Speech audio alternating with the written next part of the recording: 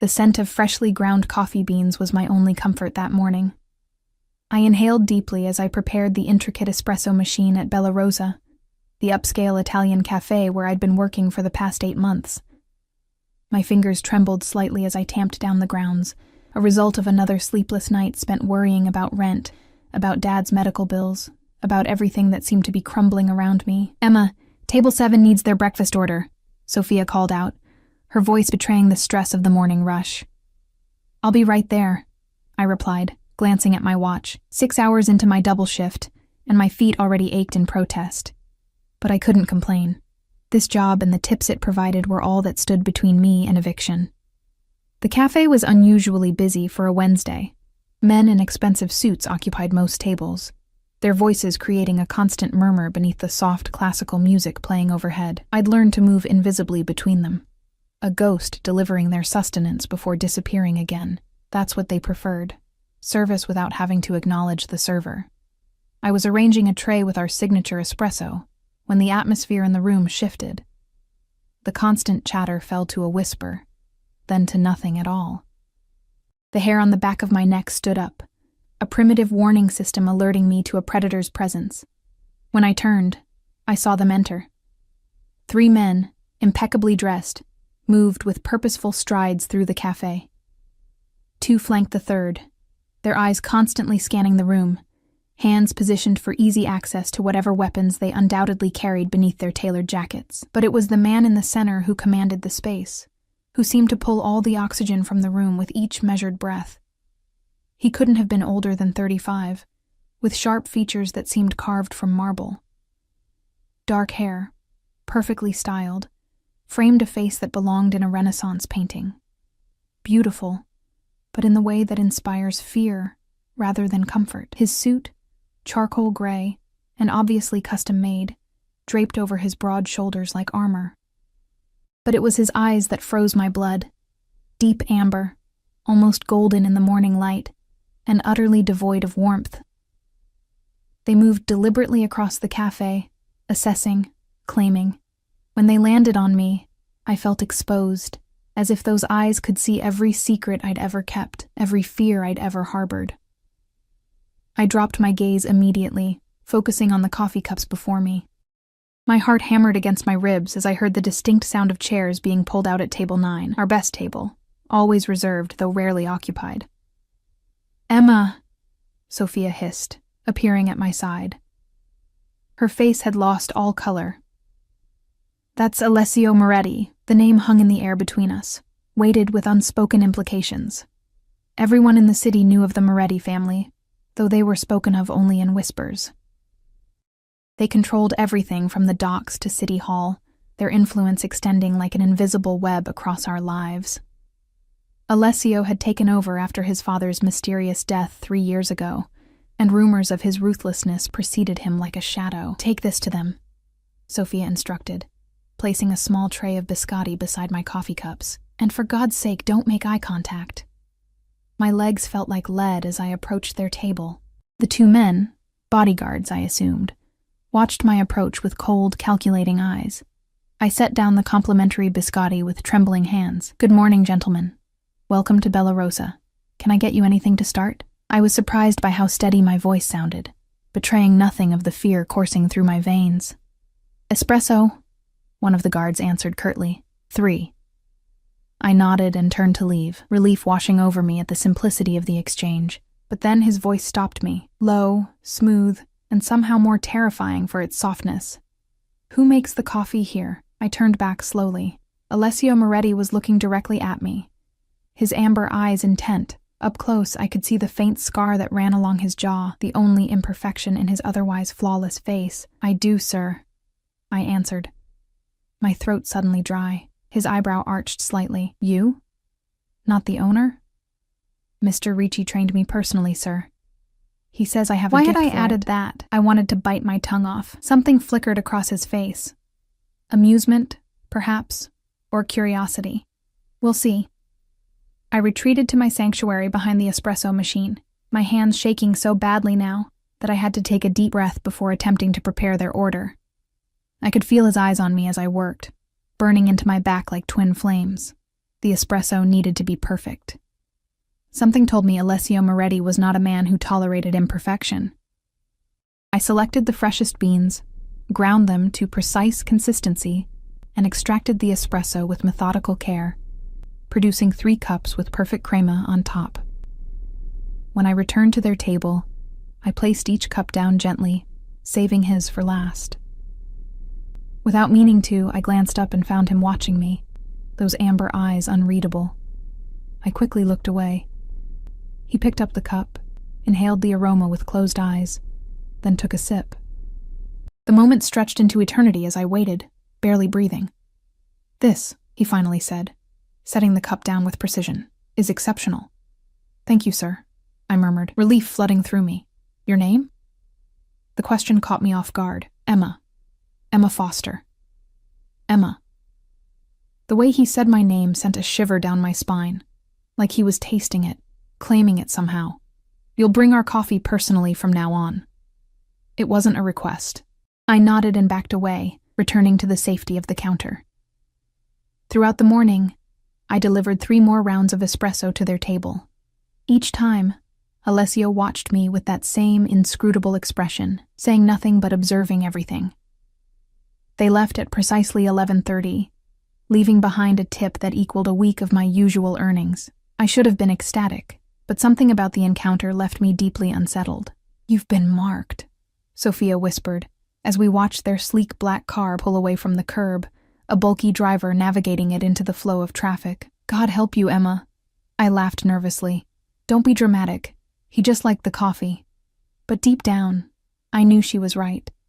Something had changed that morning. Some invisible thread had been woven between my life and Alessio Moretti's, and I had no idea what it might mean. 2 days passed, and I began to believe I'd imagined the significance of the encounter. The Moretti men didn't return to the cafe, and life resumed its exhausting routine.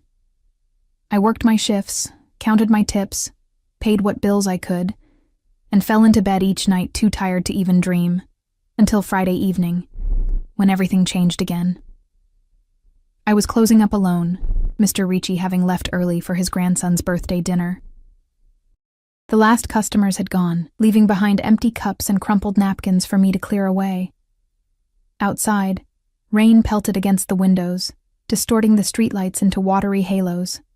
I hummed quietly to myself as I wiped down tables, looking forward to going home and soaking my aching feet. The soft chime of the door made me turn, ready to apologize and explain we were closed. The words died in my throat when I saw him standing there, raindrops glistening in his dark hair. Alessio Moretti had returned, this time alone. We're closed, sir," I managed to say, clutching my cleaning cloth like a shield. He stepped further into the cafe, closing the door behind him. Without his guards, he should have seemed less intimidating. He didn't. "I know," he replied simply, removing his wet coat and hanging it on the rack by the door with elegant precision. Beneath it, he wore a crisp white shirt, the top buttons undone, revealing a glimpse of tanned skin and what looked like the edge of a tattoo. "I came for the coffee." His gaze traveled around the empty cafe before settling on me, and to see if it was really you who made it so exceptional. My heart fluttered against my ribcage like a trapped bird. "Mr. Ricci is gone for the evening." I didn't ask for Mr. Ricci. The intensity of his stare rooted me to the spot. Part of me wanted to run, to put as much distance between myself and this dangerous man as possible. But another part, a part I didn't recognize or understand, wanted to stay, to discover why he'd really come back. "One espresso, then?" I heard myself ask, already moving toward the machine. He followed, his footsteps silent on the tiled floor. "Please." I felt him watching as I worked, standing closer than any customer should. The familiar routine of preparing coffee helped steady my nerves, gave my trembling hands purpose. The rich aroma filled the space between us, momentarily masking the scent of his cologne, something expensive and subtle that reminded me of cedar and spice. When I handed him the cup, our fingers brushed briefly. An electric current seemed to run up my arm from that simple contact, and I quickly pulled away. He took a sip, those amber eyes never leaving my face. "Perfect," he murmured. "Just like before. Thank you." Do you know who I am, Emma Foster? The direct question startled me. Yes. And yet you're not running. I swallowed hard. Would it make a difference if I did? A smile curved his lips, the first I'd seen, revealing perfect white teeth. The expression transformed his face, made him look younger, almost approachable, almost. Smart girl, he said softly. Tell me, why is someone like you working 2 shifts at a cafe? You're educated. I can tell by the way you speak. You're obviously intelligent. The fact that he knew I worked double shifts sent a chill through me. He'd been asking about me. Life doesn't always go as planned, I answered carefully. My father's medical bills, well, we do what we must. Something flashed in his eyes, recognition perhaps. Yes, we do. He finished his espresso and set the cup down with deliberate care. I have a proposition for you. Fear and curiosity warred within me. What kind of proposition? I'm hosting a dinner tomorrow evening. Important guests. I want you to make the coffee. To oversee all the beverages, actually. I stared at him in confusion. You want me to cater your dinner party? I'm willing to pay $5,000 for one evening of your time. The figure hit me like a physical blow. $5,000 would cover 3 months of Dad's treatments. It would give me breathing room, a chance to catch up on rent, maybe even sleep through the night without financial nightmares. Why me? I asked, suspicion creeping in. Men like Alessio Moretti didn't offer that kind of money without expecting something in return. He gestured to the espresso cup. Because you make exceptional coffee, and I accept nothing less than exceptional in my home. He reached into his pocket and withdrew a business card, placing it on the counter between us. My address. Be there at 6 tomorrow evening. I made no move to take the card. And if I say no? That smile again, sharper this time. You won't. He was right, and we both knew it. The need for that money outweighed any reservations I might have had. Still, I couldn't just acquiesce immediately. Some remaining shred of pride demanded resistance. I have conditions, I said, surprising myself with my boldness. His eyebrow arched again. Do you? I'll make coffee and oversee beverages only. Nothing else. Understanding dawned in his eyes, followed by something that looked almost like offense. I'm not in the habit of paying for something else, as you put it. My proposition is exactly as stated. I felt my cheeks flush with embarrassment. I'm sorry, be there at 6, he interrupted, turning toward the door. Wear something appropriate for a formal dinner. As he reached for his coat, a sudden gust of wind rattled the cafe's windows. The storm outside had intensified, rain now coming down in sheets. Do you have a ride home? He asked suddenly, glancing at the deluge. I blinked at the unexpected question. I usually take the bus. He made a sound of disapproval. In this weather? At this hour?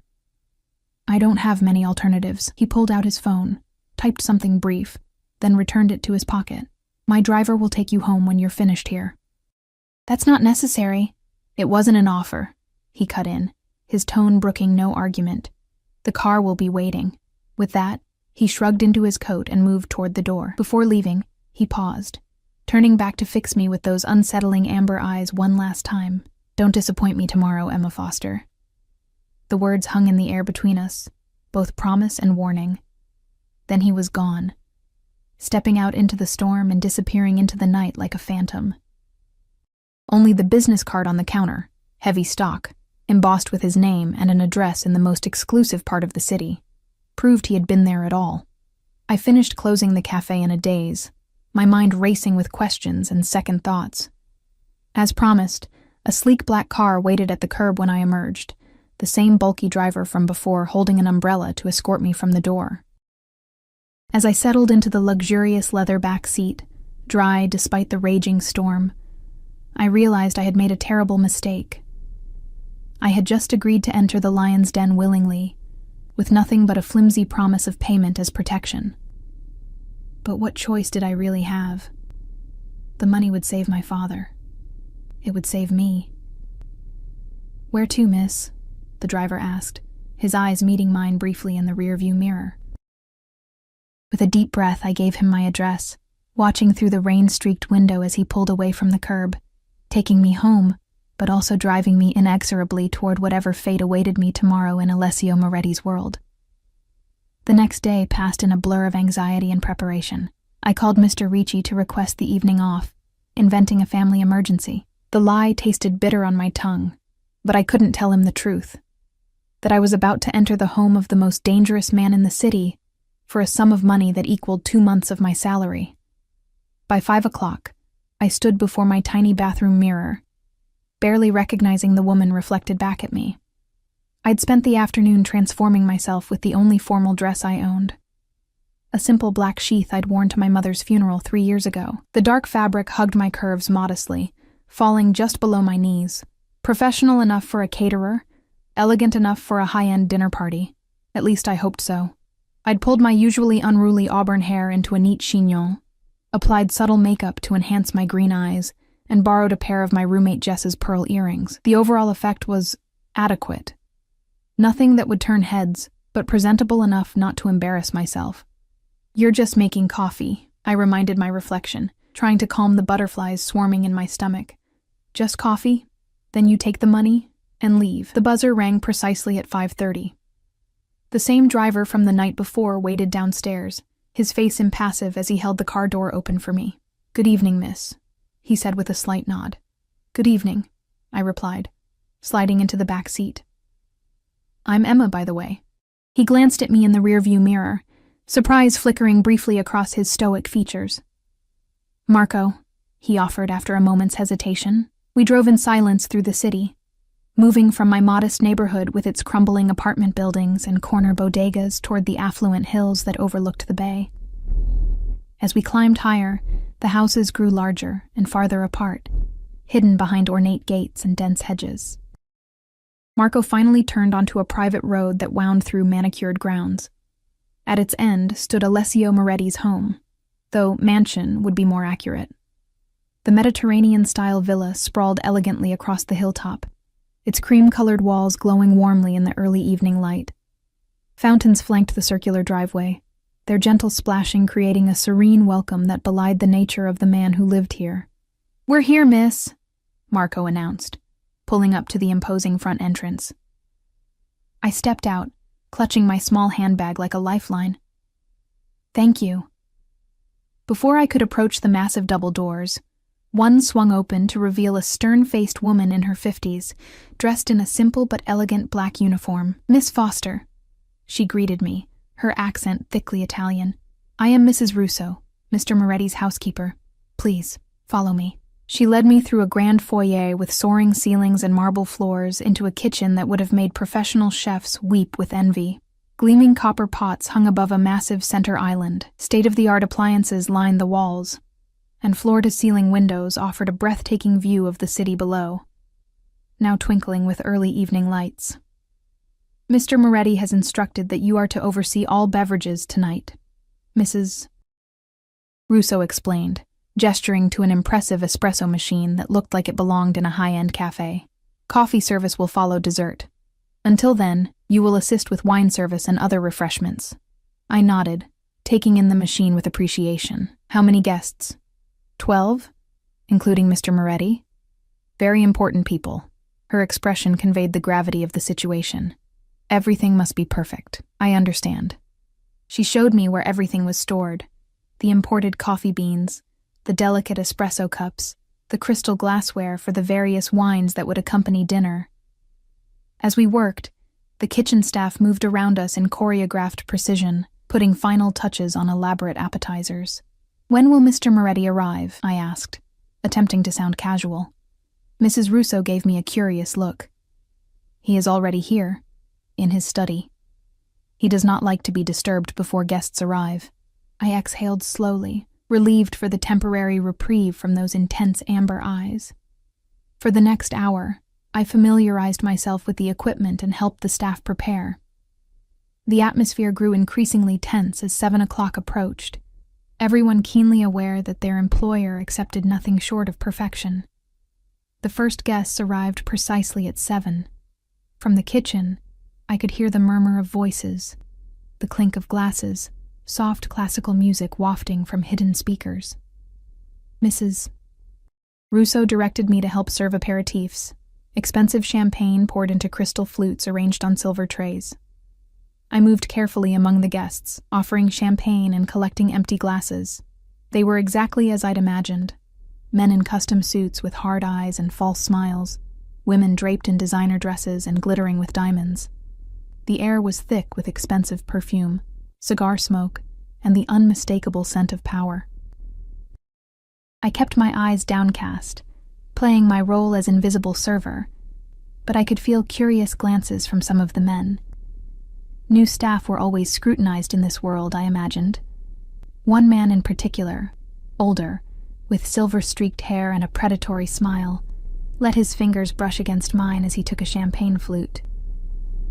"Grazie, Bella," he murmured, his eyes lingering inappropriately on my neckline. I withdrew my hand quickly, offering a tight smile before moving on. As I turned, I felt the weight of another gaze on me. Looking up, I found Alessio Moretti watching from across the room, his expression unreadable. He looked even more impressive tonight, dressed in a perfectly tailored black suit that accentuated his broad shoulders and lean waist. A dark red tie provided the only splash of color, reminiscent of spilled wine or blood.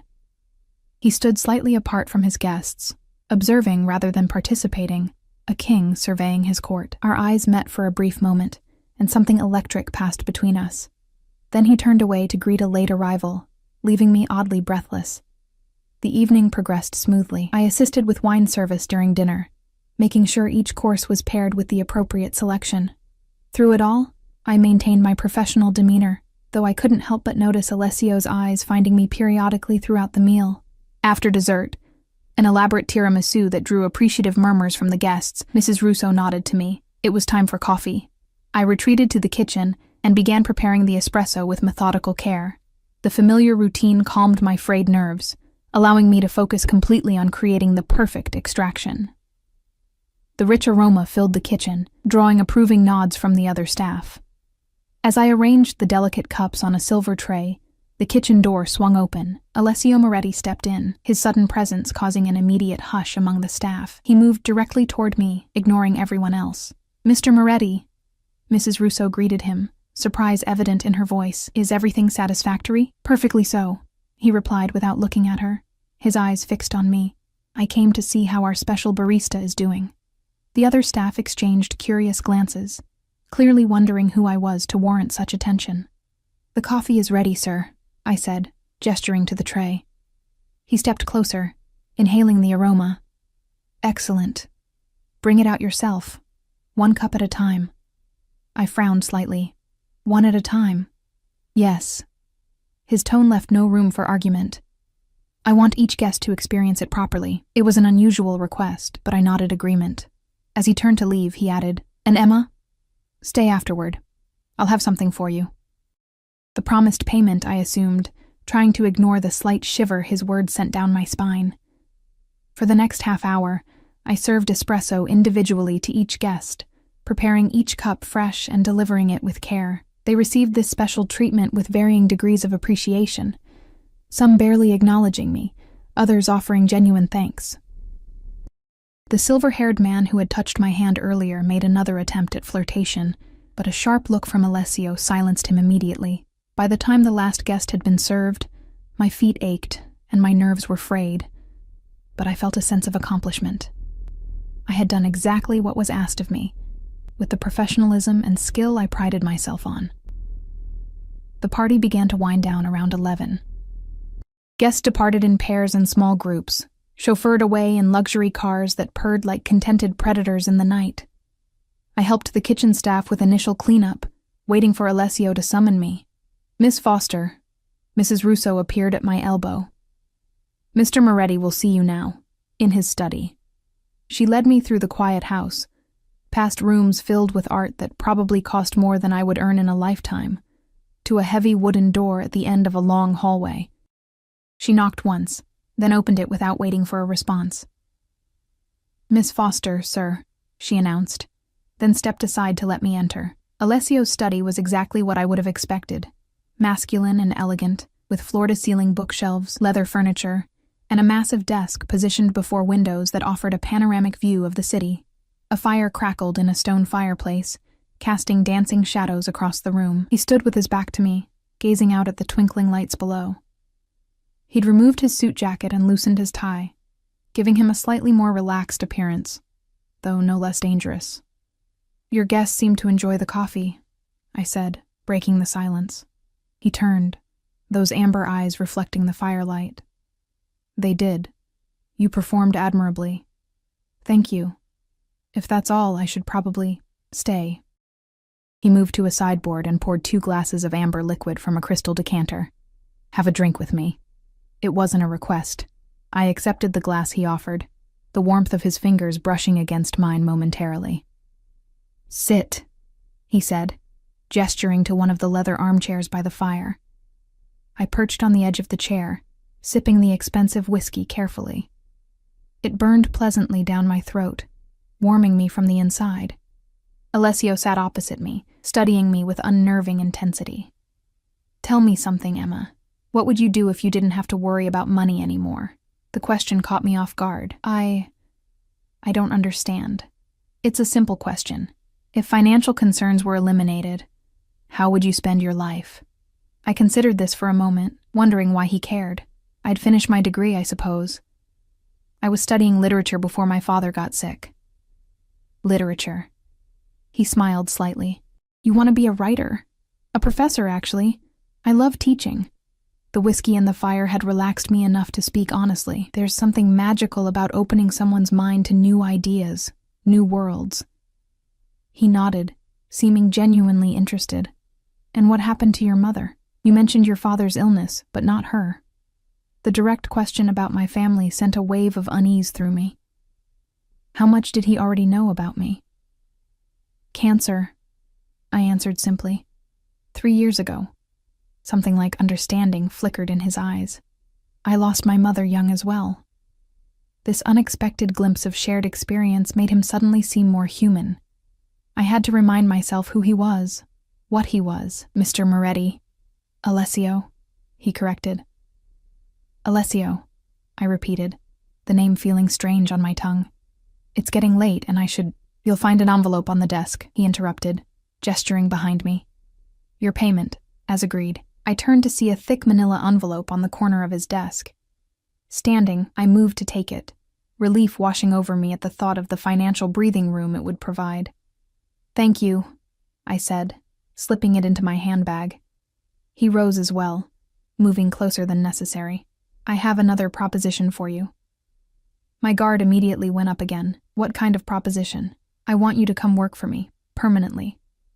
I stared at him in confusion. As your barista?" A smile played at the corners of his mouth.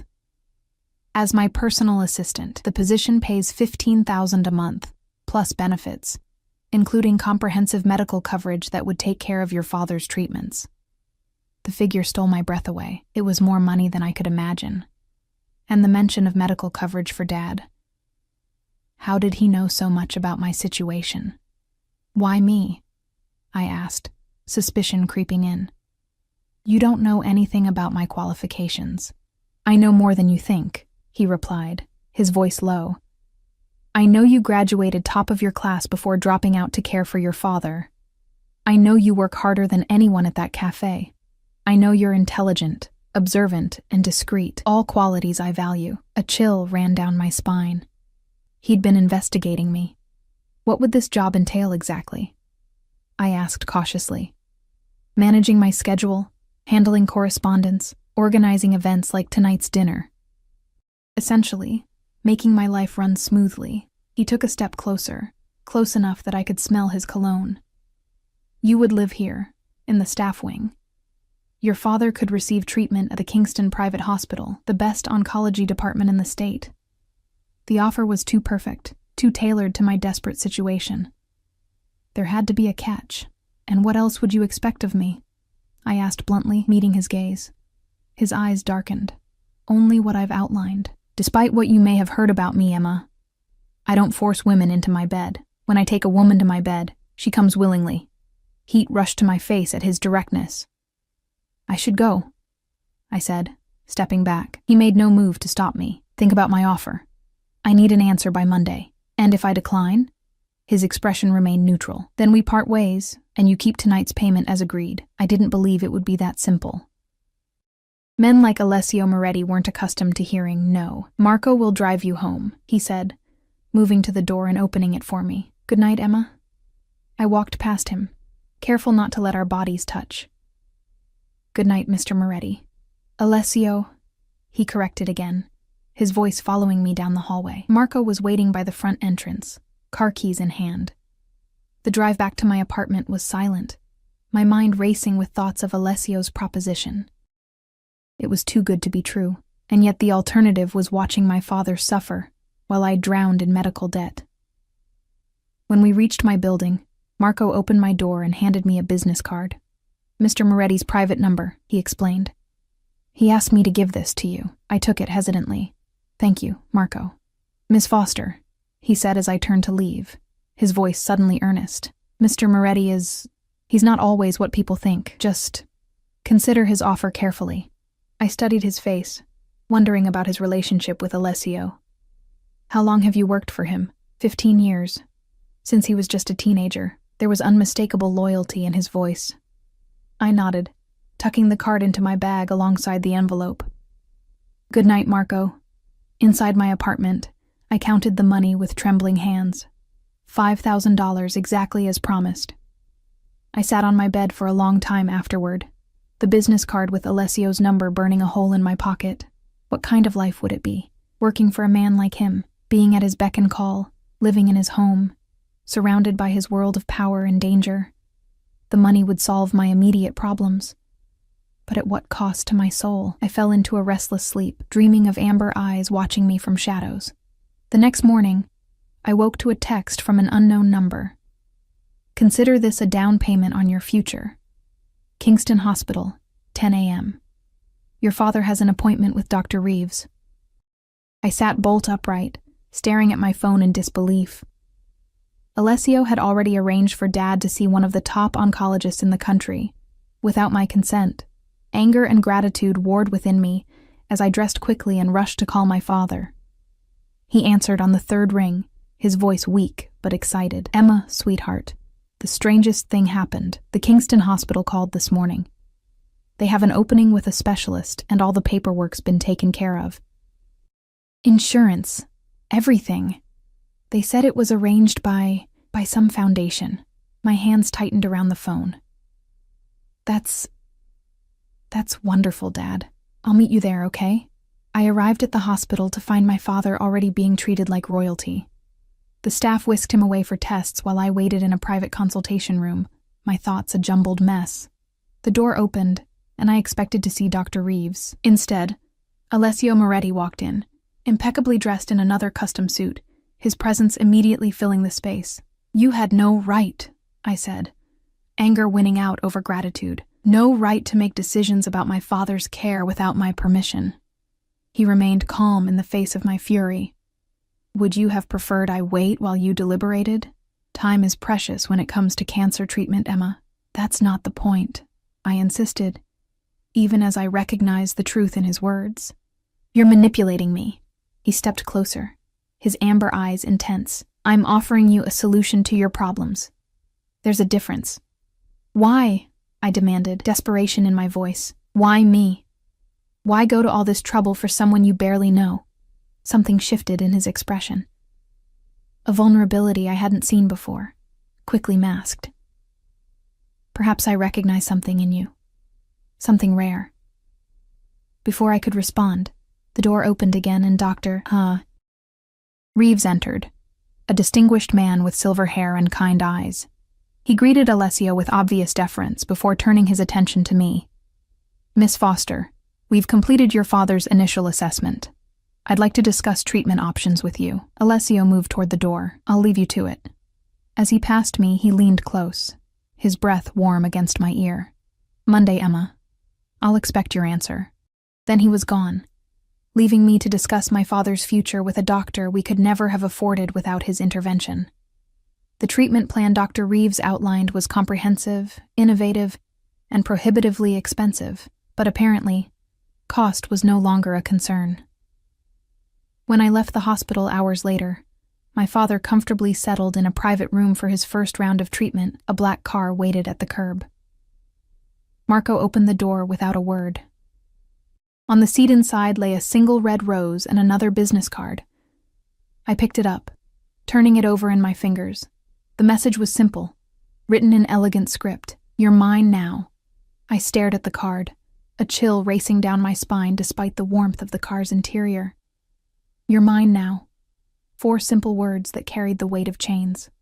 "Where to, Miss Foster?" Marco asked, his eyes meeting mine briefly in the rearview mirror. I should have been outraged, should have torn the card to pieces and demanded to be taken home. Instead, I found myself saying, "To Mr. Moretti, please." Marco nodded without surprise, as if he'd been expecting this response all along. As we drove through the city toward the hills, I tried to make sense of my own decision. Why was I going to confront Alessio instead of running in the opposite direction? Was it anger? Curiosity? Or something deeper I wasn't ready to acknowledge? The mansion looked different in daylight, less intimidating, more Mediterranean villa than mobster fortress. Sunlight glinted off the fountains, and birds sang in the carefully manicured gardens. It was beautiful, peaceful even, belying the nature of the man who owned it. Marco led me through a side entrance this time, through corridors I hadn't seen the night before. We passed what looked like a state-of-the-art gym, a home theater, and several closed doors, before reaching a sunlit atrium with a swimming pool at its center. The space was enclosed in glass, offering panoramic views of the bay below while maintaining perfect climate control. Alessio was swimming laps with powerful, efficient strokes. His muscular body cut through the water with grace that seemed at odds with his intimidating presence on land. Marco cleared his throat, and Alessio paused, looking up to see us standing at the edge of the pool. "Emma," he said, surprise evident in his voice. He swam to the edge and pulled himself out of the water in one fluid motion. I tried not to stare at his body, now on full display. Water cascaded down his chest, highlighting the defined muscles of his torso and the intricate tattoos that covered much of his right shoulder and arm, Italian phrases interwoven with what looked like family crests and religious imagery. A long scar ran diagonally across his left ribcage, puckered and pale against his tanned skin. It looked like a knife wound. He reached for a towel, casually drying himself while I stood awkwardly clutching the card in my hand. "I didn't expect you today," he said, draping the towel around his neck. "Clearly," I replied, finally finding my voice. I held up the card. "What is this supposed to mean?" His eyes flicked to the card, then back to my face. "A reminder." "Of what exactly? That you think you can buy people?" A flicker of amusement crossed his features. "Is that what you think I'm doing? Aren't you?" I challenged, heat rising to my cheeks. "The money, Dad's treatment, it's all designed to put me in your debt." He stepped closer, still dripping, seemingly unconcerned with his near nakedness. "I'm offering you a way out of an impossible situation, Emma, nothing more. And this?" I waved the card. "You're mine now?" That sounds like ownership, not employment. Something darkened in his gaze. Perhaps it was poorly phrased. Perhaps it was exactly as you intended. We stared at each other, tension crackling between us like static electricity. I was acutely aware of his physical proximity, of the droplets of water still clinging to his skin. "Let me change," he said finally, breaking the standoff. "We'll talk in my study." He gestured to Marco, who had been standing discreetly by the entrance. "Show Miss Foster to the terrace and get her something to drink. I'll join her shortly." Marco led me through the house to a stunning outdoor terrace overlooking the bay. Comfortable seating was arranged around a fire pit, and flowering vines climbed elegant trellises, providing dappled shade from the midday sun. The view was breathtaking, the city spread out below, the blue water of the bay stretching to the horizon. "What can I get you to drink, Miss Foster?" Marco asked. "Just water, please," I replied, sinking onto one of the cushioned chairs. My legs felt suddenly weak, the adrenaline of confrontation draining away. As Marco left to fetch my water, I took deep breaths, trying to organize my thoughts. What was I doing here? What did I hope to accomplish? And why did my heart race every time Alessio looked at me with those intense amber eyes? The terrace door slid open, and Alessio emerged, now dressed in casual linen pants and a crisp white shirt unbuttoned at the collar. His hair was still damp, curling slightly at the nape of his neck. He looked younger, more approachable like this, though no less dangerous. He sat across from me, stretching his long legs out before him. Marco returned with 2 glasses of water, setting them on the table between us before disappearing back into the house. "Your father is comfortable?" Alessio asked, breaking the silence. The genuine concern in his voice caught me off guard. "Yes, doctor. Reeves says the new treatment protocol has a high success rate for his type of cancer." "Good." He took a sip of water. "Dr. Reeves is the best. Why are you doing this?" I asked, the question that had been burning in me since the hospital. The truth this time, not some vague line about recognizing something in me. Alessio studied me for a long moment, as if deciding how much to reveal. "You remind me of someone," he said finally. "Someone I couldn't save." The admission surprised me. "Who?" "My sister." Pain flashed across his face, there and gone so quickly I might have imagined it. She was diagnosed with leukemia at 16. My father, he refused certain treatments on religious grounds. By the time I could legally intervene, it was too late. I hadn't expected this vulnerability, this glimpse of very human pain. "I'm sorry." He shrugged, the casual gesture at odds with the emotion I'd glimpsed. "It was a long time ago, so this is—" "What? Redemption? Call it what you want," he replied. "The fact remains that I can help your father in ways you can't. All I'm asking in return is your service." "Service," I repeated, the word tasting strange on my tongue. "As your assistant." "Yes." "Nothing more?" His eyes darkened. "I told you before, I don't force women. But you expect me to eventually warm to your bed," I said bluntly. "That's part of the unspoken arrangement, isn't it?" He leaned forward, his gaze intense. "What happens between us will be based entirely on mutual desire, Emma. Nothing more, nothing less." Heat bloomed in my chest at his words, at the implication that he desired me. It was madness. He was dangerous, powerful, everything I should be running from. And yet, "I need time to think," I said, looking away from the intensity of his stare. "You have until Monday," he reminded me. "But know this. Your father's treatment will continue regardless of your decision. That's not conditional." The statement should have relieved me, but instead, it only deepened my confusion. If he wasn't using Dad's health to manipulate me, what game was he playing? "Why the card, then?" I asked. "Why you're mine now if you're not trying to own me?" A smile played at the corners of his mouth. "Perhaps I was testing you. Testing what? Whether you'd run or confront me." His smile widened slightly. "You didn't disappoint." Before I could respond, the terrace door opened, and Mrs. Russo appeared. "Pardon the interruption, Mr. Moretti, but Mr. Cavallaro has arrived for your meeting." Alessio's expression hardened instantly, the glimpse of humanity I'd been granted vanishing behind his usual mask of control. "Tell him I'll be there momentarily." Mrs. Russo nodded and withdrew. Alessio stood, buttoning the cuffs of his shirt with precise movements. "Business calls," he said. "Marco will drive you home." I rose as well, suddenly aware of how presumptuous I'd been, showing up unannounced at his home. "I'm sorry for interrupting your day." "Don't be." He stepped closer, close enough that I could smell the clean scent of his soap. "I'm glad you came." Without warning, he reached out, his fingertips brushing a strand of hair from my face with surprising gentleness. The brief contact sent electricity through me, leaving my skin tingling. "Monday, Emma," he said softly, his voice a caress. "I'll expect your answer." Then he was gone, striding purposefully back into the house, leaving me breathless and more confused than ever. On the drive home, I tried to make sense of everything I'd learned. The glimpse of personal tragedy, the pain he'd revealed about his sister, complicated my image of him. Could a man who built an empire on violence and fear also be capable of compassion? And why did the thought of working closely with him, of living in his home, fill me with both trepidation and anticipation? The weekend passed in a blur of hospital visits and restless nights.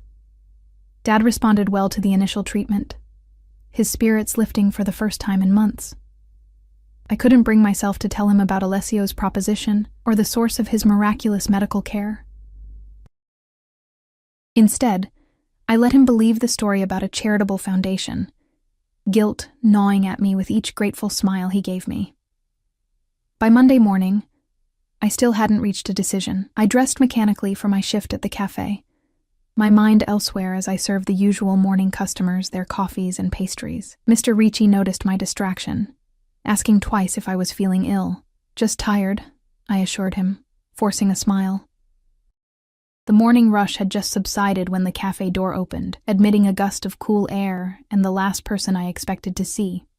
Alessio Moretti stood in the doorway, alone this time, dressed impeccably in a gray suit that probably cost more than 6 months of my rent. The cafe fell silent as he crossed to the counter, every eye following his movement. Even Mr. Ricci seemed frozen in place, recognition and fear flashing across his normally jovial face. "Emma," Alessio greeted me, his voice carrying in the hushed space. "I've come for your answer." I stared at him in disbelief. "Now?"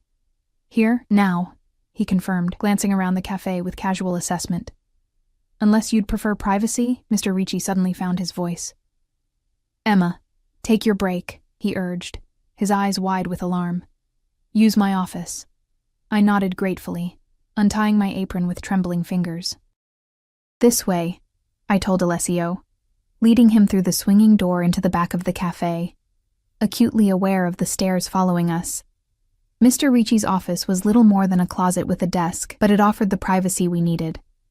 I closed the door behind us, then turned to face Alessio, who seemed impossibly large in the cramped space. "You couldn't have called?" I asked, unable to keep the edge from my voice. "Now everyone will talk. Let them," he replied with casual dismissal. "Your time here is done anyway." His assumption ignited a flare of anger in me. "I haven't given you my answer yet, haven't you?" His amber eyes held mine, searching.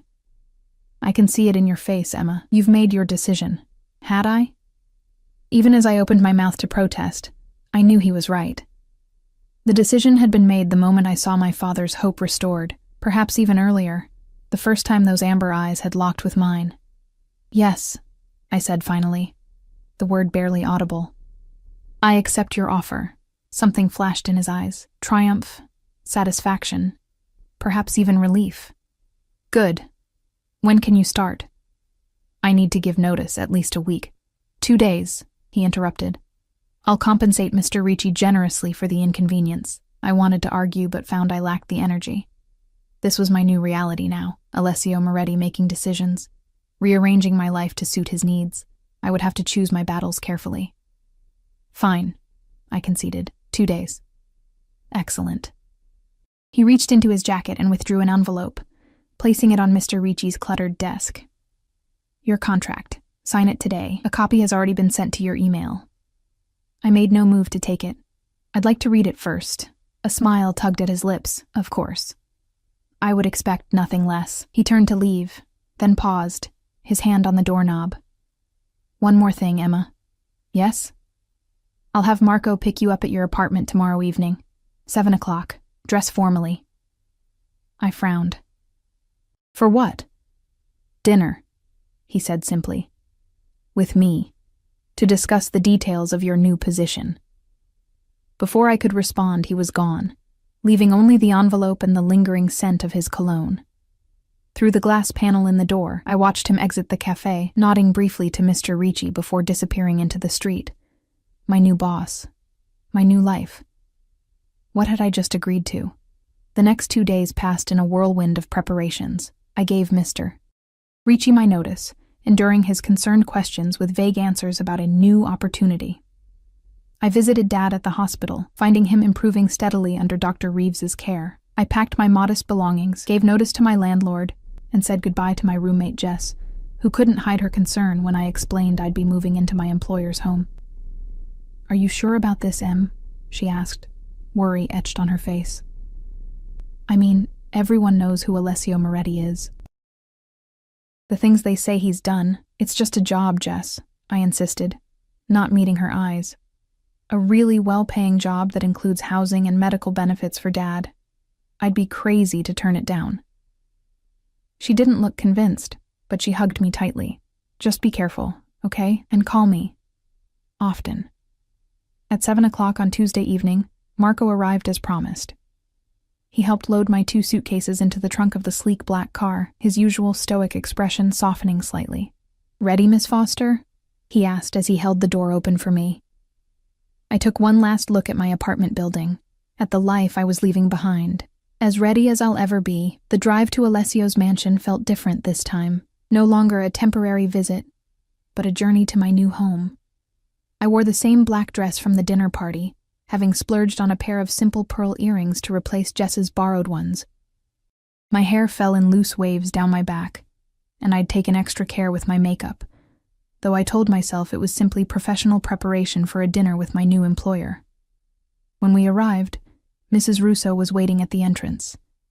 She greeted me with a reserved smile, then led me through the house to what would be my new quarters in the staff wing. "Mr. Moretti insisted you have one of the guest suites rather than standard staff accommodations," she explained, as she opened a door to reveal a spacious bedroom with an attached sitting area and private bathroom. I stepped inside, stunned by the luxury. The room was elegantly appointed in cream and pale blue, with a king-sized bed, plush seating, and floor-to-ceiling windows overlooking the garden. Fresh flowers stood on a side table, their subtle fragrance perfuming the air. "This is too much," I said, turning to Mrs. Russo. She shrugged, a knowing look in her eyes. "Mr. Moretti wants you comfortable." She showed me how to operate the climate controls, the entertainment system, and the intercom. "Mr. Moretti is waiting for you on the terrace for dinner," she said as she prepared to leave. "Do you need time to freshen up?" I glanced at myself in the ornate mirror above the dresser. "No, I'm ready." "Very well. I'll show you the way."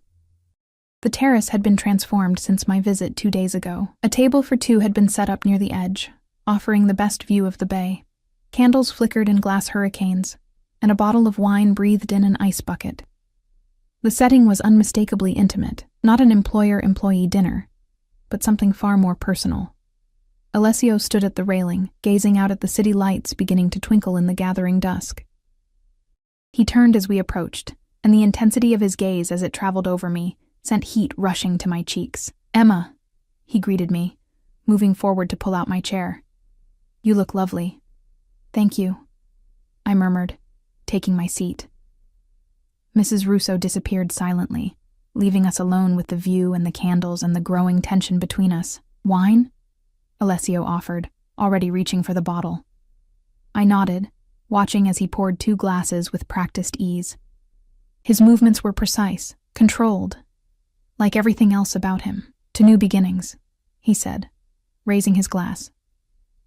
I touched my glass to his, the crystal making a delicate chime. New beginnings. As I took a sip of the undoubtedly expensive wine, I couldn't shake the feeling that I had just sealed a pact that went far beyond employment, one that would alter the course of my life in ways I couldn't begin to imagine. "Welcome home, Emma," Alessio said softly, his amber eyes reflecting the candlelight as they held mine captive across the table. "Home."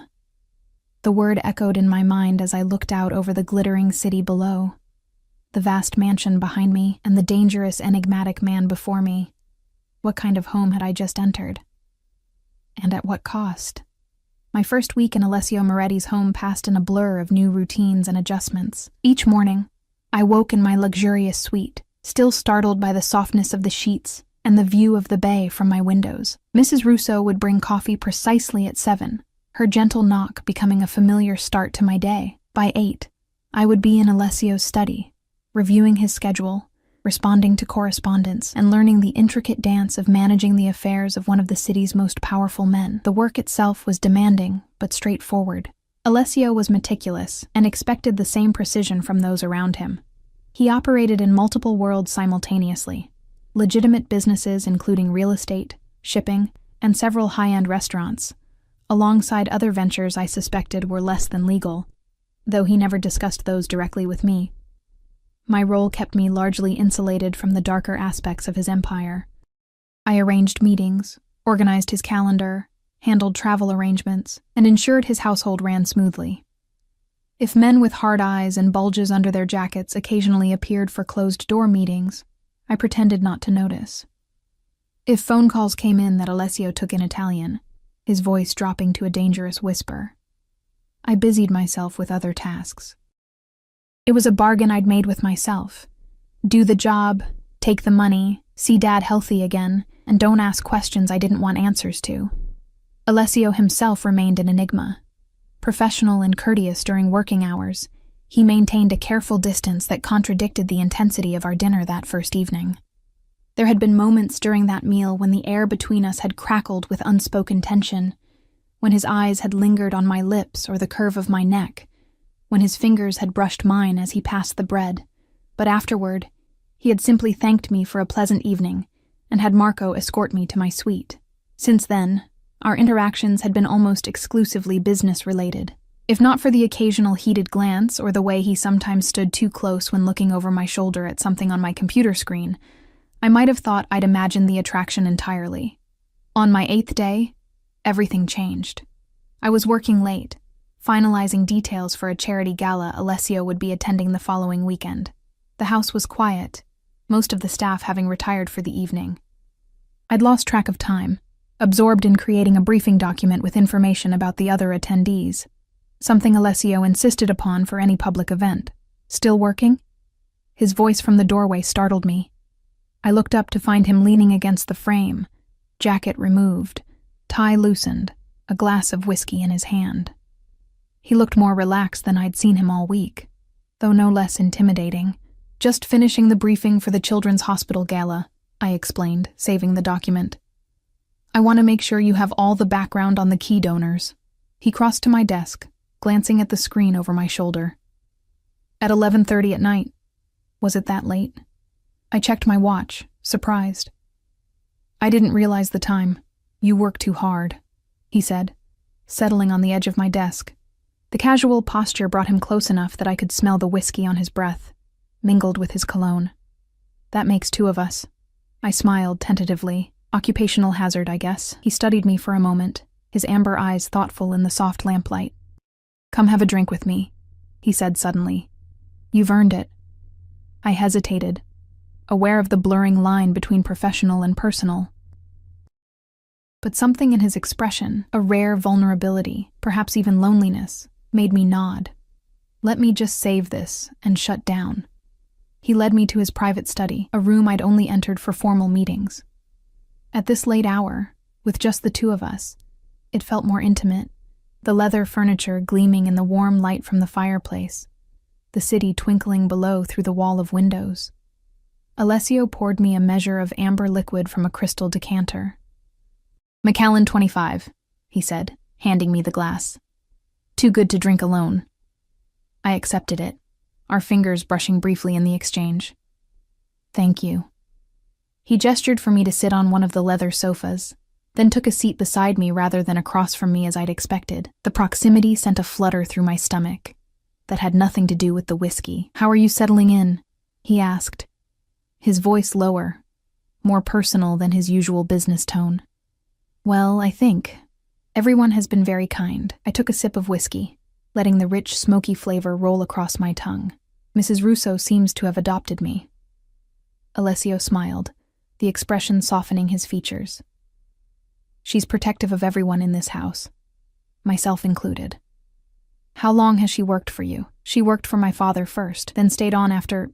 He paused, something darkening in his eyes. After I took over. The unspoken story hung in the air between us. I knew from rumors and whispered conversations among the staff that Alessio had ascended to power following his father's violent death, but no one seemed to know the exact circumstances. You've been to see your father? He asked, changing the subject. I nodded, grateful for the shift. 3 times this week. He's responding well to the treatment. Dr. Reeves is very optimistic. Good. His expression was genuinely pleased. I'm glad. Thank you, I said softly, for making it possible. Whatever your reasons, I'm grateful. He studied me over the rim of his glass. You don't trust my explanation. It wasn't a question. I met his gaze directly. I think there's more to it than you've told me. Perhaps. He shifted slightly, his knee brushing against mine, whether accidental or deliberate. The contact sent a shock of awareness through me. Does it matter? As long as your father gets well? I suppose not, I conceded. But you'd still like to know. His voice held a hint of amusement. You're curious about me. Heat rose to my cheeks at his directness. You're my employer. It's natural to want to understand who I'm working for. Is that all it is? Professional curiosity? The question hung between us, loaded with implication. I took another sip of whiskey, buying time, unsure how to navigate this dangerous territory. You're not what I expected, I admitted finally. No? His eyes never left my face. What did you expect? Someone colder, more ruthless. I hesitated, then added, less human. A smile played at the corners of his mouth. And what do you see instead? Someone complicated, I answered honestly. Someone with layers I don't understand yet. He leaned closer, the movement subtle but deliberate. Would you like to understand them? My breath caught in my throat. We had crossed into territory that was decidedly not professional, and I knew I should retreat, establish boundaries, remind him of our working relationship. Instead, I heard myself say, yes. Something sparked in his eyes, triumph, perhaps, or satisfaction.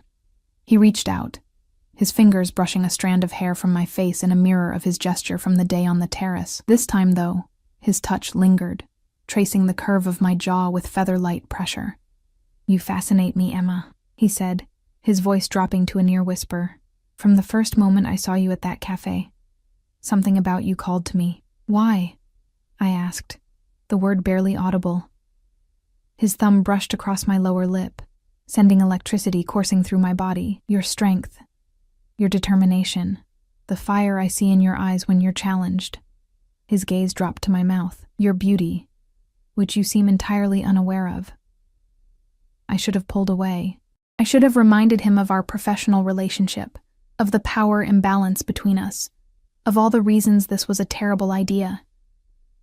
Instead, I remained frozen, caught in the magnetic pull of his gaze, my body responding traitorously to his touch. The shrill ring of his phone shattered the moment. Alessio's expression hardened instantly as he checked the caller ID. He stood, putting distance between us. I need to take this, he said, all traces of intimacy gone from his voice. I nodded, relief and disappointment warring within me. Of course. I should get some sleep anyway. He answered the phone as I rose to leave, his voice shifting to rapid Italian, tension evident in his stance. At the door, I glanced back to see him staring out the window, one hand clenched at his side, power and danger radiating from him in palpable waves. This was who he really was, not the man who had just tenderly touched my face, but a man who moved in a world of violence and secrets. I had been foolish to forget it, even for a moment. Back in my suite, I pressed my fingers to my lips, still feeling the ghost of his touch. What game was he playing? And more disturbingly, why was I so willing to play along? Sleep eluded me that night, my dreams when they finally came filled with amber eyes and whispered promises. The next morning, Alessio was gone before I arrived at his study. Mrs. Russo informed me he had early meetings in the city and wouldn't return until evening. I tried to ignore my relief at the reprieve, focusing instead on my tasks for the day. Around noon, Marco appeared at my office door. Miss Foster, Mr. Moretti asked me to take you to lunch. I looked up in surprise. With him? No, miss. He had another engagement, but he thought you might enjoy Lucia's. It's his favorite restaurant. The gesture was thoughtful, if unexpected. I accepted, grateful for a break from the house and the chance to clear my head. Lucia's turned out to be a charming Italian trattoria in the city's North Beach district, tucked away on a quiet side street. The maitre d' recognized Marco immediately and led us to a secluded table in the back, announcing that Mr. Moretti's special menu would be served. He comes here often? I asked Marco once we were seated.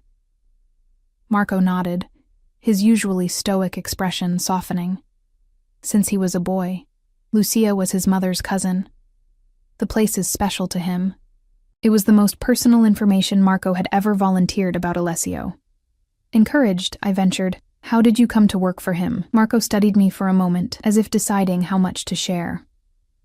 I was 19, in trouble with a rival family. Alessio's father offered protection, A job, he shrugged.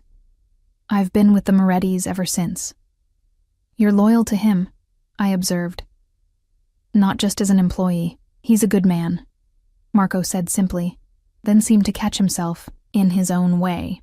Before I could ask what he meant, the first course arrived, delicate arancini with truffle and parmesan, followed by handmade pappardelle with wild boar ragout, each dish more exquisite than the last. I found myself relaxing in the warm atmosphere, even sharing a laugh with Marco over his stories of Alessio as a young man. He was different then, Marco said, a faraway look in his eyes. Before his sister died, before his father. He trailed off, seeming to realize he'd said too much. I waited, hoping he would continue, but he changed the subject, asking about my father's progress instead. After lunch, rather than returning directly to the mansion, Marco drove me to the hospital at my request. Dad was sitting up in bed when I arrived, color in his cheeks for the first time in months. "There's my girl," he greeted me, reaching for my hand.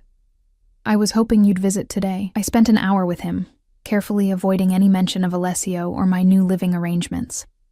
I'd told Dad I'd taken an administrative position with a private firm, letting him assume I'd found my own apartment closer to work.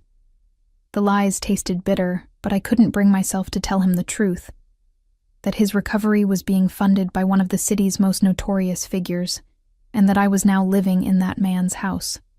When I returned to the mansion that evening, I found a note on my desk in Alessio's distinctive handwriting. "Join me for dinner, 8 p.m. A." Simple, direct, not a request so much as an expectation. I considered declining, sending a message that last night's intimate moment had been a mistake. But curiosity won out, along with something deeper I wasn't ready to name. At 8, I made my way to the terrace, where we had shared our first dinner together. This time, there was no elaborate setup, just a simple table with candles and place settings for two. Alessio was already there, gazing out at the bay, a glass of wine in hand. He turned as I approached, his eyes moving appreciatively over my simple blue dress. "You look lovely," he said, moving to pull out my chair. "Thank you." I took my seat, hyper-aware of his proximity as he pushed in my chair. "How were your meetings?" "Productive." He poured wine into my glass, "But that's not what I want to discuss tonight." I took a sip of wine to steady my nerves. "What do you want to discuss?" He sat across from me, his amber eyes intent. "Us." The directness shouldn't have surprised me. Alessio never seemed one for games or pretense, but it still caught me off guard. "There is no us," I said carefully. "I work for you." "Is that all it is?" he challenged, echoing his question from the previous night. I met his gaze evenly. "It's all it should be." "Should," he repeated, a smile playing at his lips, "but not what you want." "What I want doesn't matter," I countered. "The power dynamic between us makes anything else complicated." "Life is complicated, Emma." He leaned forward, his voice dropping.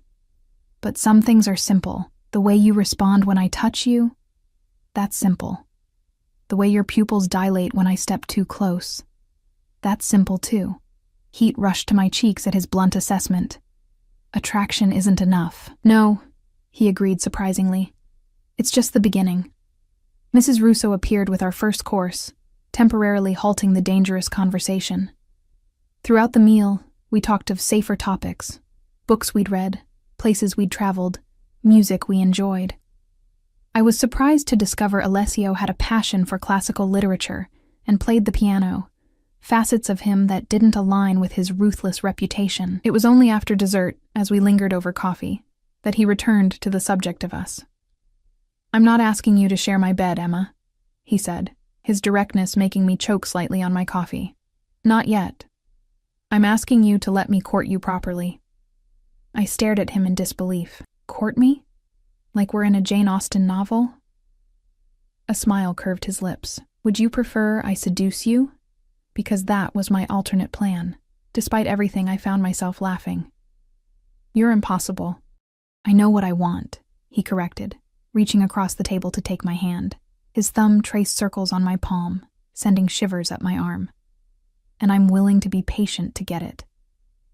"And what is it you want exactly?" I asked, my voice embarrassingly breathy. His eyes darkened. All of you, Emma, not just your body, though I want that too. His fingers tightened around mine. I want your mind, your heart, your trust.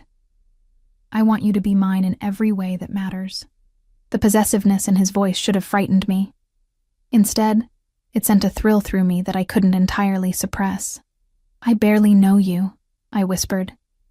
Then get to know me, he challenged. Give me a chance to show you who I really am, beyond the rumors and reputation. I withdrew my hand from his, needing space to think clearly. And if I'm not interested in being yours? Something flashed in his eyes, not anger, but determination. Then I'll accept that. Your job, your father's treatment, none of that changes. I told you before I don't force women. I believed him, strangely enough. For all his power and dangerous reputation, I sensed an iron code of honor in Alessio that extended to certain boundaries he wouldn't cross. I need time, I said finally. He nodded, accepting my non-answer with grace. Time you shall have, but know this, Emma. His voice dropped, sending shivers down my spine. I'm a patient man, but my patience has limits, and I find myself increasingly impatient where you're concerned. The warning, or promise, lingered between us as we finished our coffee in charged silence. When I finally rose to leave, he walked me to the entrance of the staff wing, stopping at the threshold. Good night, Emma, he said softly. Good night, Alessio. I was halfway down the corridor when his voice stopped me. Emma. I turned back. He stood watching me, power and restraint evident in his posture. Dream of me, he said, the words both command and plea. As I slipped into my room and closed the door, I knew with unsettling certainty that I would. The weeks that followed settled into a strange dance of professional efficiency and simmering tension. By day, I was Alessio's competent assistant, managing his affairs with increasing confidence. By night, we shared dinners on the terrace or in the formal dining room, conversations that ranged from literature to philosophy to memories of our childhoods. True to his word, he didn't pressure me physically, though his eyes often lingered on my lips when I spoke, and he found excuses to touch me. A hand at the small of my back when guiding me through a doorway, fingers brushing mine when passing documents, a kiss on my knuckles when saying goodnight. It was a slow, deliberate seduction, all the more effective for its restraint. I visited Dad regularly, delighting in his steady improvement. The hollows in his cheeks filled out, color returned to his complexion, and his laugh, a sound I hadn't heard in months, became frequent again.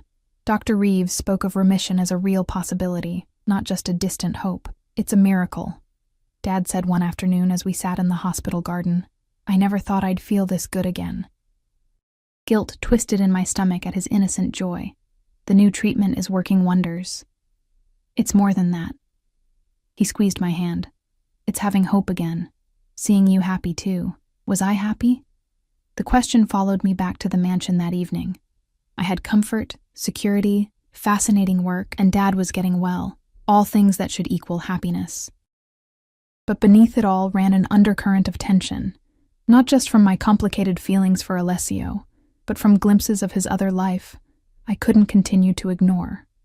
Like the night I came upon him in his study, speaking harshly in Italian to a man who cowered before him.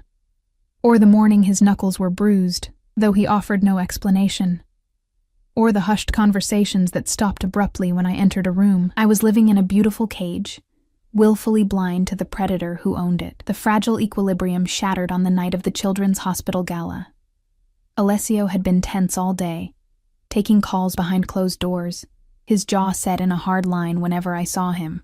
Still, he insisted on attending the charity event as planned, with me accompanying him to manage logistics and introductions. I wore a gown he had sent up to my room that morning, midnight blue silk that draped elegantly from one shoulder, leaving the other bare. When I emerged from my suite, he was waiting in the foyer, resplendent in a black tuxedo that emphasized his broad shoulders and lean strength. His eyes darkened as they traveled over me. Beautiful, he said simply, offering his arm. The gala was held at the city's Grand Hotel, its ballroom transformed into a winter wonderland of silver and blue. As Alessio's assistant, I moved through the crowd with practiced ease, making introductions, handling minor issues, ensuring everything ran smoothly. As the night progressed, I noticed Alessio growing increasingly distracted, checking his phone frequently, his eyes scanning the room with predatory alertness. "Is everything all right?" I asked during a quiet moment. "Fine," he replied tersely. Then, seeing my expression, softened his tone. "Just business that couldn't wait." Nothing for you to worry about, but I did worry, especially when I noticed Marco and another of Alessio's security men, positioned strategically at the ballroom entrances, hands inside their jackets, eyes constantly moving. The evening was winding down when it happened. Alessio had just finished speaking with the hospital director when his phone buzzed. He checked the screen, his expression hardening instantly. "We need to leave," he said, his hand closing firmly around my elbow. "Now." "What's wrong?" I asked, alarmed by the urgency in his voice. "I'll explain in the car." He guided me swiftly toward the nearest exit, Marco materializing beside us as if summoned. As we reached the door, a commotion erupted at the main entrance of the ballroom. Shouting, then the sharp crack of what could only be gunfire. Screams filled the air as people dove for cover. Alessio's reaction was instantaneous. He shoved me behind him, his body a shield as Marco drew a weapon from beneath his jacket. "Get her out," Alessio ordered Marco. "Take her home, lock it down. And you?" Marco asked, his face grim. "I'll handle this." Alessio turned to me, his eyes fierce. "Go with Marco. Do exactly as he says, Alessio." Fear clutched at my throat. "Go," he commanded, then softened, touching my cheek briefly. "Please, Emma. I need to know you're safe." More shouting. Another crack of gunfire. Marco grabbed my arm, pulling me toward a service corridor as Alessio moved in the opposite direction, toward the chaos. The last glimpse I had of him was his tall figure cutting through panicked guests, purpose in every line of his body. Marco hustled me through the kitchen and out a back entrance where a car was already waiting, engine running. He pushed me into the back seat, then slid behind the wheel, speeding away from the hotel with screeching tires. "What's happening?" I demanded, heart pounding. "Who's shooting? Is Alessio in danger?" Marco's eyes met mine briefly in the rearview mirror. "Rival family," he said tersely. "They've been pushing boundaries for months. Now they've crossed a line." "By attacking a charity gala?" Horror filled me at the thought of innocent people caught in the crossfire. "There are children there, doctors, donors. They weren't after civilians," Marco interrupted. "They were after him." The realization hit me like a physical blow. Someone had tried to kill Alessio, was still trying, while I was being whisked to safety. "We have to go back," I insisted, panic rising. "We can't just leave him there." "Mr. Moretti gave me an order," Marco said firmly. "Get you to safety. He can take care of himself." I slumped back against the seat, fear and helplessness washing over me. What if Alessio was hurt? What if he was killed? The thought sent a pain through my chest so sharp it stole my breath. When had he become so important to me? When had the idea of losing him become unbearable? Marco drove with grim concentration, taking a circuitous route back to the mansion. When we arrived, the security presence had doubled. Men with guns patrolled the grounds, and additional guards stood at every entrance. "Go to your room and stay there," Marco instructed as he escorted me inside. "I'll come for you when it's safe." "Safe?" I repeated, fear making my voice sharp. "When will that be?" "When Alessio returns." "If he returns?" Marco's expression softened slightly. "He'll return, Miss Foster. He always does." Alone in my suite, I paced like a caged animal, jumping at every sound, checking my phone obsessively, though I knew Alessio wouldn't call. Hours passed with no word. I changed out of my gown into comfortable leggings and a sweater, but sleep was impossible. All I could think about was Alessio, facing danger while I hid in luxury. It was nearly dawn when I heard it. The sound of cars in the driveway, doors slamming, voices. I rushed to the window in time to see Alessio emerge from a black SUV, flanked by several men. Even from a distance, I could see blood on his white shirt, though he walked without assistance. Relief crashed over me so intensely my knees nearly buckled. He was alive. Hurt, but alive. Without thinking, I ran from my room, through the silent house to the main entrance. As I reached the foyer, Alessio was coming through the door, his tuxedo jacket gone, his shirt stained with blood, a cut above his eyebrow still seeping. He stopped short when he saw me, surprise flickering across his face. "Emma." My name was rough in his throat. "You should be asleep." "You're hurt," I said, moving toward him instinctively. He waved away my concern, not my blood, mostly. The casual dismissal of violence should have horrified me. Instead, all I felt was overwhelming relief that he was standing before me, alive and relatively unharmed. "What happened?" I asked, my voice barely above a whisper. His expression darkened. "Nothing you need to concern yourself with." "People were shooting at you," I insisted. "I think that concerns me." Something flashed in his eyes, surprise perhaps, at my boldness, or at the implication that his safety mattered to me. "The situation has been handled," he said after a moment, his voice carefully controlled. "It won't happen again." The coldness in his tone sent a chill through me. What did handled mean? How many people had died tonight because of the world Alessio inhabited? The world I had willingly entered. "You should get some rest," he continued, already turning away. "We can discuss this tomorrow." "No." The word escaped before I could stop it. "We discuss it now." He paused, turning back with dangerous slowness. The men around us seemed to fade into the shadows, sensing a private confrontation. "You're giving me orders now?" His voice was soft, but with an edge that reminded me exactly who he was. I should have backed down. Any sane person would have, but fear and relief and weeks of tension had stripped away my caution. "I thought I was going to lose you tonight," I said, the raw honesty of the words surprising us both. I deserved to know why. Something shifted in his expression, the coldness melting into something more complex. He studied me for a long moment, then nodded to his men. "Leave us." They disappeared without a word, leaving us alone in the vast foyer. Alessio moved to the bar cart in the adjacent sitting room, pouring himself a measure of whiskey with steady hands. He didn't offer me one. "The Cavallaro family has been testing boundaries for months," he said after taking a long sip. "Tonight they made their move, thinking a public venue would give them advantage." "And did it?" I asked quietly. A grim smile curved his lips. "No, they miscalculated. I didn't ask what that meant. I didn't want to know how many of the Cavallaro family had paid for that miscalculation with their lives." "Why?" I asked instead. "Why attack you at all? Territory, power." He shrugged, as if discussing business strategy rather than violence. The usual reasons men fight wars. "And now?" "Now they know better than to challenge me." The coldness was back in his voice, reminding me of who he was beneath the cultured veneer, a man who had clawed his way to the top of a violent world and would do whatever necessary to stay there. "Is it over?" I asked. He hesitated, then nodded. "For now. These things never truly end, Emma. There's always someone ready to test the boundaries, to take what isn't theirs." A chill ran through me at his words. This wasn't a one-time incident. It was the reality of his life, of the life I'd stepped into. "I can't do this," I whispered, the realization crashing over me. "I can't live like this, waiting for the next attack, wondering if you'll come home alive." Something vulnerable flashed across his face before his expression hardened again. "You knew who I was when you came here." "I knew what you did," I corrected.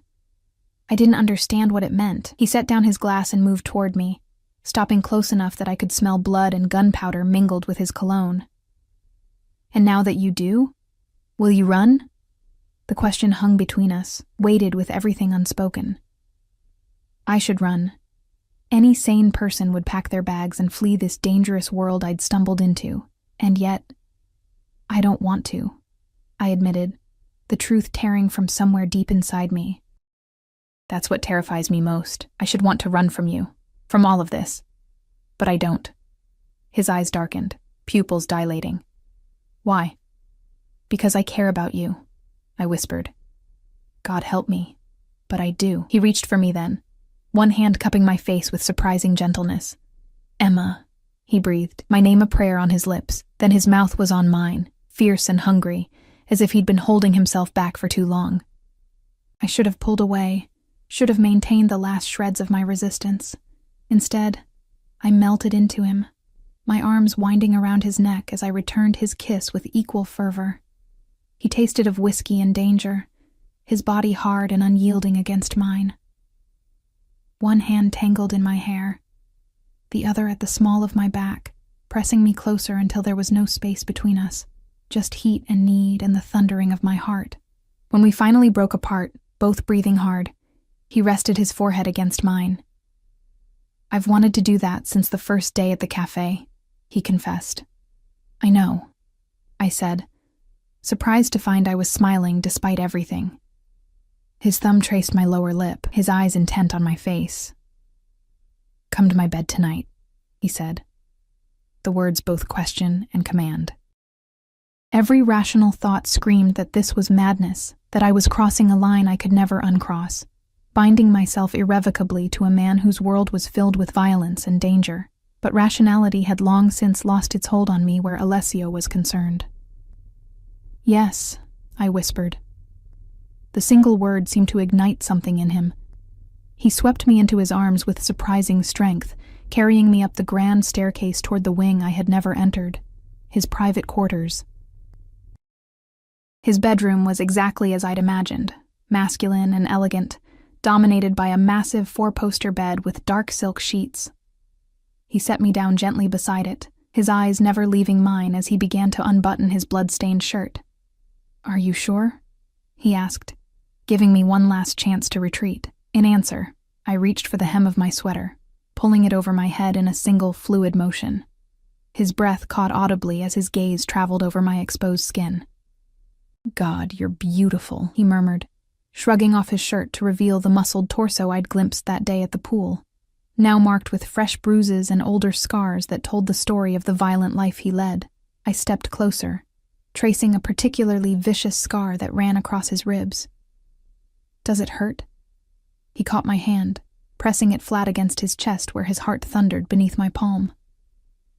"Only when I thought I might lose you," he said, his voice rough with emotion. "When Marco told me you were safe, that he'd gotten you out, that was the moment I could breathe again." The admission undid something in me, some final resistance crumbling away. I rose on tiptoes to press my lips to his, a softer kiss this time, filled with all the feelings I couldn't yet put into words. He responded with gentle restraint at first, as if afraid I might shatter in his hands. But as I pressed closer, my body making my intentions clear, the restraint gave way to hunger. His kisses grew deeper, more demanding, his hands moving over my body with increasing urgency. We fell onto the silk sheets together, clothing discarded, skin against skin, the last barriers between us dissolving in heat and need. He touched me with reverent hands, as if memorizing every curve, every sensitive spot that made me gasp. I explored him in turn, learning the geography of his body, the hard planes of muscle, the rough texture of scars, the places that made his breath catch when I touched them. When he finally moved over me, his weight supported on his arms, his amber eyes locked with mine, I felt as if I were falling into something I couldn't control, and no longer wanted to. "You're mine now," he whispered against my lips, echoing the words from the card that had once frightened me. "Say it, Emma. Say you're mine." In that moment, with his body poised above mine, I knew there was only one answer I could give.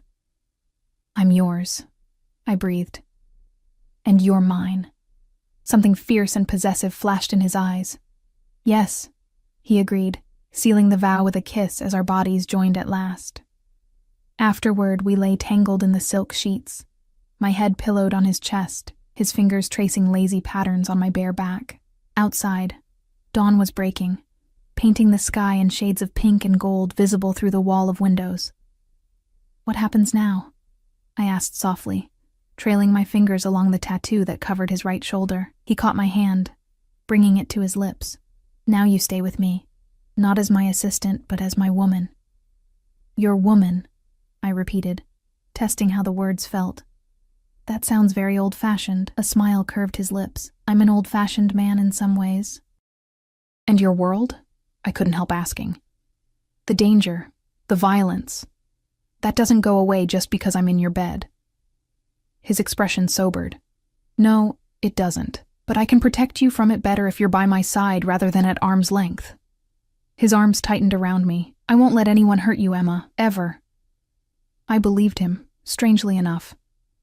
Whatever else Alessio might be, I knew his protection was absolute for those he considered his. And I was undeniably his now. What about Dad? I asked. He can't know about this. I gestured between us, encompassing not just our physical relationship, but the entire dangerous world Alessio inhabited. Your father's treatment will continue regardless, he assured me. As for the rest, we'll figure it out together. He pressed a kiss to my forehead, one day at a time. It wasn't a perfect solution. There would be challenges ahead, navigating Alessio's dangerous world, keeping secrets from my father, figuring out who I was now that I had crossed this line. But lying in his arms as the sun rose over the bay, I felt something I hadn't experienced in a very long time: peace. 6 months later, I stood on the same terrace where Alessio and I had shared our first dinner, watching as Dad laughed with Marco by the grill. The sound of his laughter, strong, uninhibited, healthy, still made my heart swell with joy. Dr. Reeves had pronounced him in complete remission 2 weeks ago, though he would continue maintenance treatments for another year as a precaution. He still didn't know the full truth about Alessio, only that he was a successful businessman who had become an important part of my life. The less savory aspects of Alessio's empire remained hidden, a necessary deception I had come to accept as the price of our happiness. Arms encircled me from behind, and I leaned back into Alessio's familiar embrace. "Happy?" he murmured against my ear.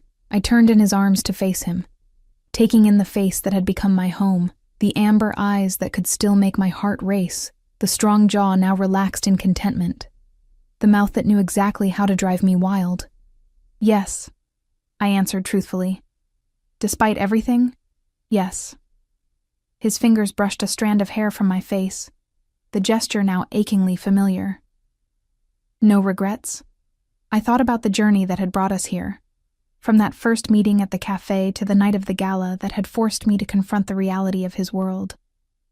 There had been difficult moments since then, times when the violence of his life had intruded on our happiness, when I'd questioned my choices, but through it all, his love had remained a constant, fierce and protective and true.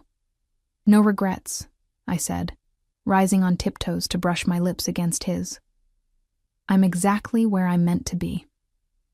He smiled against my mouth, the expression transforming his face into the private version only I got to see, the man behind the power, the vulnerability beneath the strength. "Mine," he whispered. The word no longer a threat, but a promise. "Yours," I agreed, sealing the vow with a kiss as the sun set over the bay, painting the sky in shades of amber that matched the eyes of the dangerous, complicated, beloved man who had claimed my heart. In the distance, Dad called for us to join him, his voice strong and vibrant, free from the weakness that had plagued him for so long. Alessio took my hand, interlacing our fingers as we walked toward the future we had chosen. Together, some might call it a devil's bargain, this life I'd embraced. Perhaps it was, but as I looked at Alessio, at the love shining in his eyes when he gazed at me, I knew I wouldn't have it any other way. In the end, we all make compromises for love. Mine had simply been more dramatic than most. I was Alessio Moretti's woman now, his heart, his peace, his home. And he was mine, in every way that mattered. For better or worse, in darkness and in light, we belonged to each other. And that, I had come to learn, was all that truly mattered in this dangerous, beautiful life we had built together.